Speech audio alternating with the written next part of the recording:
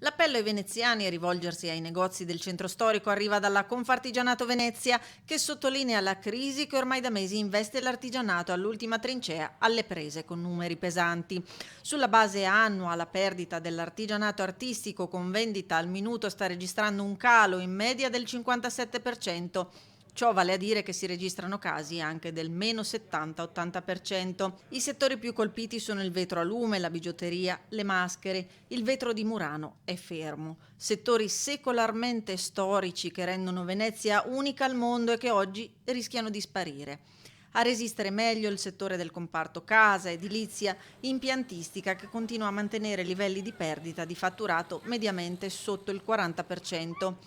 Le parole del direttore Confartigianato Venezia, Gianni De Checchi, tra rabbia ed esortazione a reagire, rappresentano l'ultimo richiamo al governo affinché aiuti tutte le piccole imprese delle città d'arte a prevalente economia turistica, equiparandole a quelle in piena zona rossa.